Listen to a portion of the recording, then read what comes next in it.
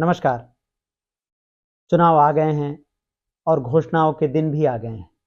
हर party अपना-अपना दावा, अपनी-अपनी योजनाएँ, अपनी-अपनी गारंटी लेकर आपके सामने हाज़िर है। लेकिन आपको क्या करना है? जनता को क्या करना है? जनता को घोषणा पत्र बहुत ध्यान से पढ़ना है। घोषणा पत्र में जो-जो बात आपको बताई जा रही है, उसको ध्यान से पढ़िए। उसको नोट करके रखिए, अपने मोबाइल में सेव करके रखिए, उन वीडियोज़ को और उन घोषणा पत्रों को, क्योंकि जैसे ही सरकार बनती है, पार्टियां अपना घोषणा पत्र एक तरफ खिसका देती हैं और अपने एजेंडों पर काम करती हैं, अपनी भलाई में जुट जाती हैं। मैं ये बात इसलिए कह रहा हूँ क्योंकि आज राहुल गांधी ने युवा न्याय गारंटियों की घोषणा की है, जिसमें 5 गारंटियों की बात अभी सामने आई है। इसमें एक-एक करके हम समझेंगे कि कांग्रेस किन गारंटियों की बात कर रही है। पहली योजना है पहली नौकरी पक्की। इसमें बताया गया है कि हर डिग्री और डिप्लोमा धारक को 1 लाख रुपए प्रति वर्ष स्टाइपेंड के साथ अप्रेंटिसशिप की गारंटी मिलेगी। यानी 1 लाख रुपए आपको मदद के तौर पर मिलेंगे और आपको अप्रेंटिसशिप का मतलब होता है ट्रेनिंग की सुविधा, ये पहली नौकरी में आपको सुनिश्चित करने के लिए इसका प्रावधान किया गया है या इस गारंटी की बात की गई है। दूसरी बात है भर्ती भरोसा।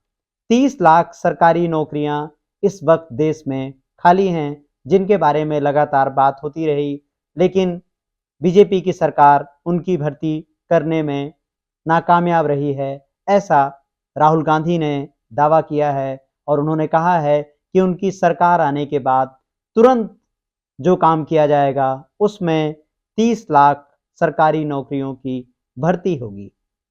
इसके बाद एक और महत्वपूर्ण बात जिस पर राजस्थान सरकार ने, अशोक गहलोत की सरकार ने काम किया था और पहल की थी, लेकिन अशोक गहलोत की सरकार के बाद वहाँ क्या स्थिति है, अभी ये देखना बाकी है क्योंकि नई सरकार ने इस बारे में कुछ नहीं कहा है। और ये बहुत महत्वपूर्ण मुद्दा है, गिग इकोनॉमी में सार्वजनिक सुरक्षा, सामाजिक सुरक्षा। ये गिग इकोनॉमी क्या है? गिग इकोनॉमी का अर्थ होता है ऐसे लोग जो केवल कॉन्ट्रैक्ट पर काम करते हैं, जिनकी नौकरियां स्थायी नहीं होती हैं, जिनको कभी भी निकाला जा सकता है।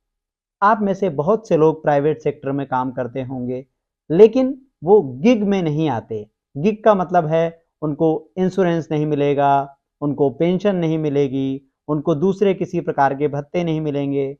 उनका काम मोटे तौर पर इंसेंटिव आधारित होता है, यानी वो जितना काम करते हैं उसके हिसाब से उनको पैसा दिया जाता है। उनको किसी भी प्रकार की सामाजिक सुरक्षा नहीं मिलती है, किसी भी प्रकार की मदद नहीं मिलती है या उनके परिवार को किसी दुर्घटना की स्थिति में कोई राहत नहीं मिलती है, ऐसा कोई प्रावधान नहीं है। गिग श्रमिकों के लिए पेंशन, सामाजिक सुरक्षा और बेहतर कार्य स्थिति के लिए कानून बनाने की बात की गई है।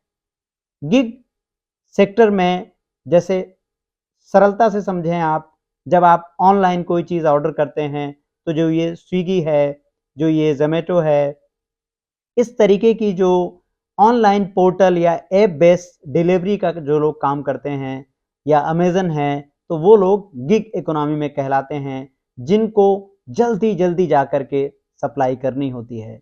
कभी आपने सोचा है कि जो 30 मिनट में आपके पास समोसा पहुँचाने का दावा कर रहा है, जो 30 मिनट में आपको पिज़्ज़ा देने का दावा कर रहा है, वो कैसे हो रहा है और कितना जोखिम है? हम कभी-कभी पढ़ते हैं और आजकल तो इस तरीके की दुर्घटनाएँ बढ़ रही हैं कि 15 मिनट में आपके पास गरम-गरम जलेबी मिल जाएगी, गरम-गरम समोसा मिल जाएगा, पिज़्ज़ा मिल जाएगा। आप ज़रा सोचिए कैसे ये संभव है? और इसके लिए वो जो पिज़्ज़ा डिलीवरी लाने वाले लोग हैं, वो अपने आप को कितने जोखिम में डालते हैं। आप जहाँ भी रहते हैं, उनको कैसे ड्राइव करके आना होता है, कैसे वो अपनी मोटरसाइकिल पर आपके पास आएँगे, फिर वो सोसाइटी में सोसाइटी के भीतर जाने के लिए कितनी परेशानी होती है। और आप देखिए बहुत से लोग ऐसे भी हैं जो एक-एक मिनट का हिसाब लगाते हैं और अक्सर उस डिलीवरी बॉय को मना कर देते हैं कि वो लेट हो गया है और वो सहज मानवता से दूर होते जाते हैं। ऐसे मामले बहुत संख्या में आए हैं जब जिसने ऑर्डर किया वो मना कर देता है, तो उसका कितना नुकसान हुआ, क्योंकि जिस कंपनी ने उसको भेजा था वो इसकी भरपाई नहीं करती। और बहुत से लोग इसमें ऐसा करके वो बताते हैं कि उन्होंने बचत की है, लेकिन असल में यह एक धोखा है, एक दूसरे के साथ छल है। ये जो पूरी गिग इकोनॉमी की व्यवस्था है, ये नागरिकों के विरुद्ध है। इसको कस्टमर बन के मत सोचिए, इसको ग्राहक बनकर मत सोचिए, इसको निजी तरीके से मत सोचिए। इसको ऐसे सोचिए कि आपका कोई ना कोई व्यक्ति, कोई ना कोई परिचित, आपके दोस्त का परिचित ज़रूर इस काम में शामिल होगा। क्योंकि बेरोज़गारी ऐसी है कि कौन व्यक्ति यह काम कर रहा है, आप नहीं जानते। तो ये एक बहुत महत्वपूर्ण बात है। अगली योजना है युवा रोशनी। 5,000 करोड़ के राष्ट्रीय कोष से जिला स्तर पर युवाओं को स्टार्टअप फंड देकर उन्हें उद्यमी बनाने की बात कही गई है। यह भी बहुत महत्वपूर्ण है, क्योंकि गांव-गांव तक, जिलों तक स्टार्टअप को ले जाना स्वरोजगार की दिशा में महत्वपूर्ण पहल है। पेपर लीक से मुक्ति। जब हम इन घोषणाओं पर बात कर रहे हैं, तो अभी थोड़ी देर पहले ही घोषणा की है यूपी सरकार ने कि यूपीपीएससी यानी जो राज्य सेवा परीक्षा राज्य लोक सेवा परीक्षा होती है उत्तर प्रदेश की, उसकी प्रारंभिक परीक्षा जो 17 मार्च को होनी थी वो स्थगित कर दी गई है। आपको ध्यान देना चाहिए कि यूपी पीएससी राज्य की सबसे प्रमुख परीक्षा है। इसमें लाखों लोग बैठते हैं और एक बार अगर प्रारंभिक परीक्षा स्थगित हो जाए तो पूरा का पूरा उसका चक्र प्रभावित होता है। कब प्री होगी, फिर कब मेंस होगी यानी मुख्य परीक्षा होगी, और कब उसके बाद साक्षात्कार होगा। तो एक पूरे के पूरे युवाओं का भविष्य अधर में लटक जाता है, इसलिए क्योंकि उसमें बहुत से लोग ओवरेज हो जाते हैं, उन आयु सीमा को पार कर जाते हैं। इसलिए सरकार से अपेक्षा की जाती है कि सही समय पर जब घोषणा हो उसके हिसाब से ही परीक्षाएं हों। आपको याद दिलाता चलूं कि उत्तर प्रदेश में इस वक्त पेपर लीक का मुद्दा कितना बड़ा मुद्दा है। 60 लाख से ज़्यादा आवेदक पेपर लीक की वजह से परेशान हैं। अभी यह बताया गया है कि अगले 6 महीने के भीतर परीक्षा हो जाएगी, लेकिन जब दोबारा परीक्षा होगी तो फीस कौन देगा और कैसे उसके दूसरे इंतजाम किए जाएंगे, अभी तक सरकार ने इसके बारे में कुछ नहीं कहा है।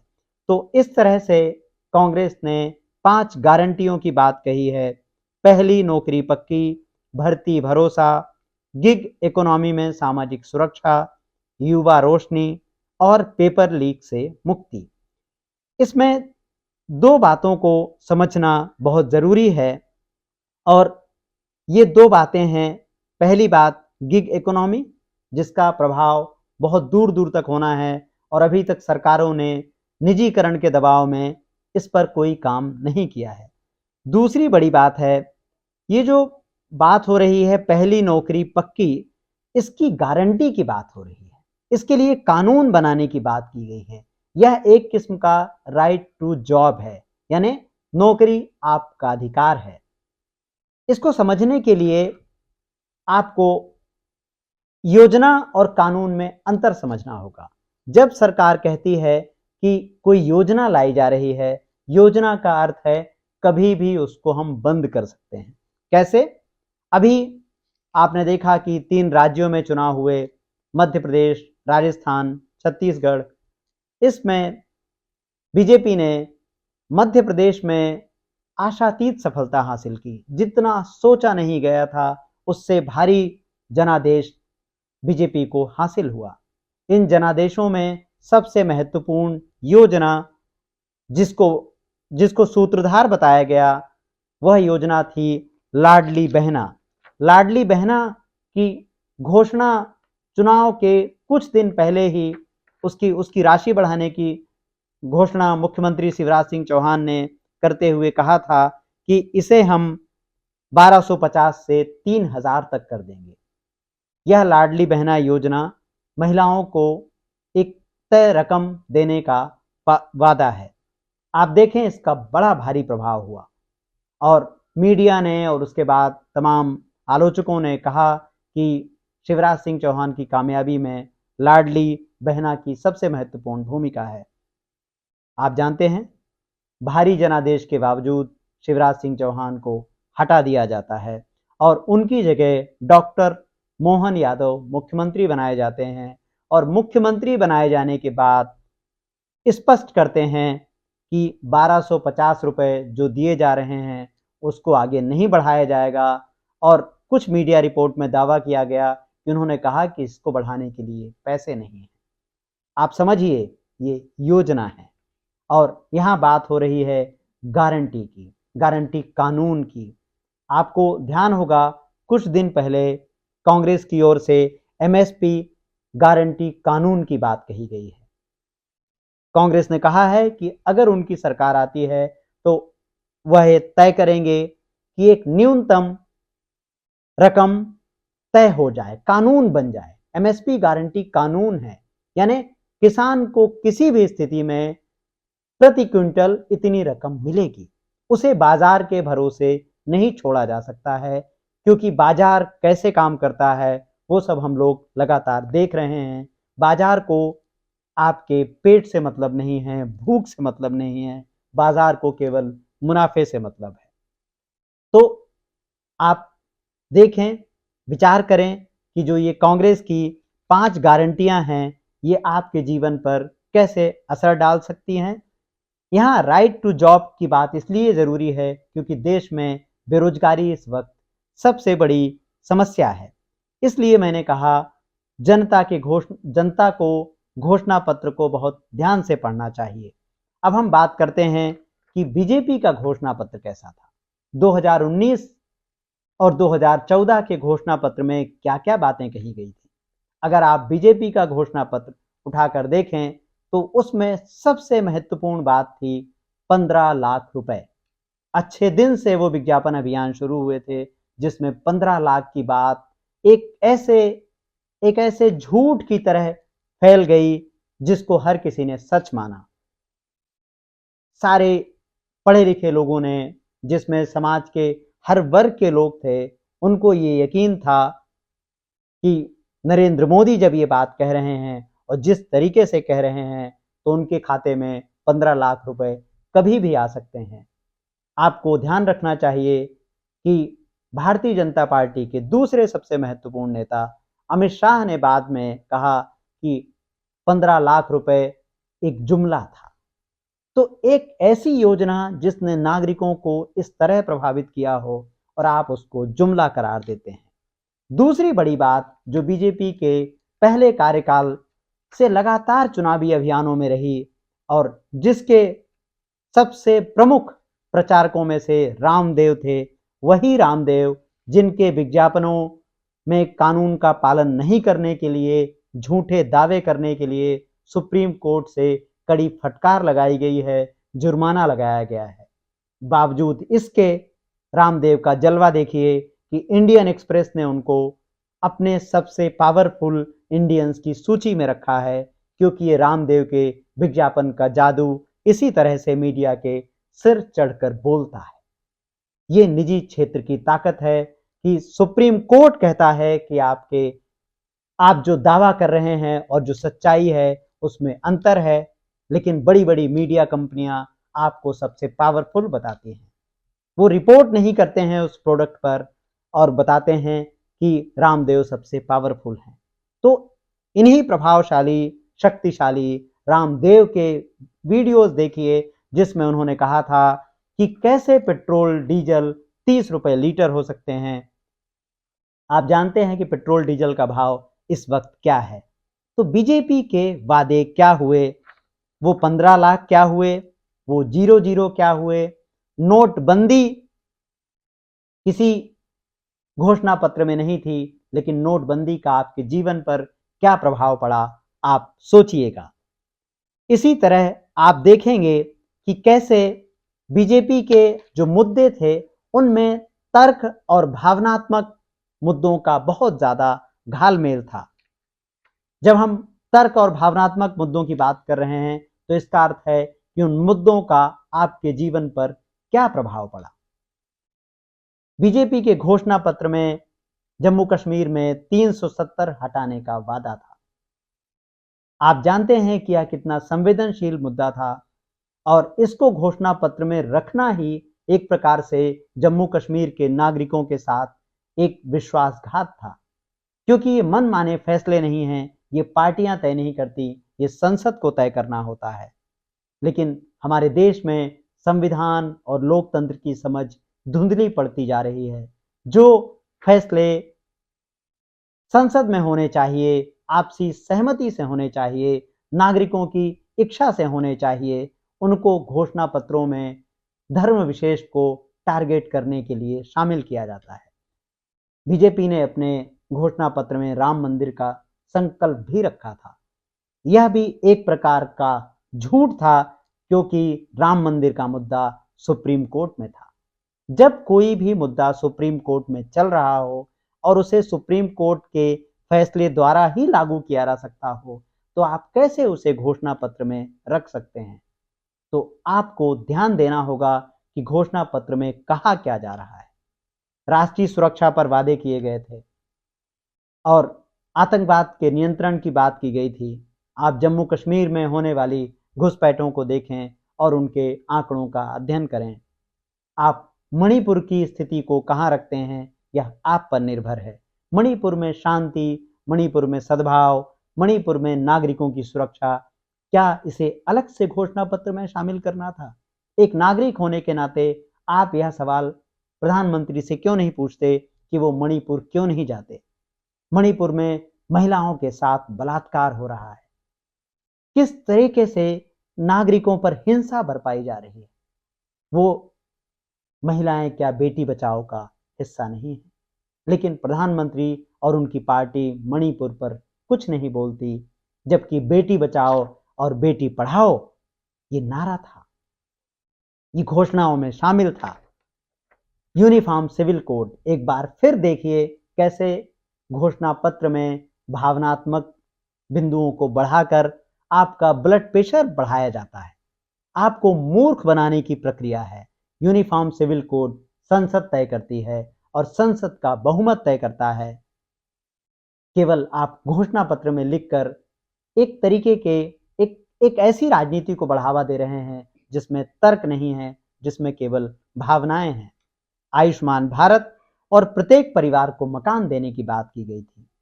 आप जानते हैं कि आयुष्मान भारत में कितने तरीके के घोटाले सामने आए हैं। एक एक नंबर पर हजारों लोगों के, मतलब एक एक मोबाइल नंबर से हजारों परिवारों के जुड़े होने की खबरें आई हैं। आप समझ सकते हैं कि वो लाभान्वित लोग कौन थे। इस पर आप अपनी सरकार से अगर सवाल नहीं पूछते हैं तो इसके लिए आप जिम्मेदार हैं। प्रत्येक परिवार को मकान मिलने की बात आई थी।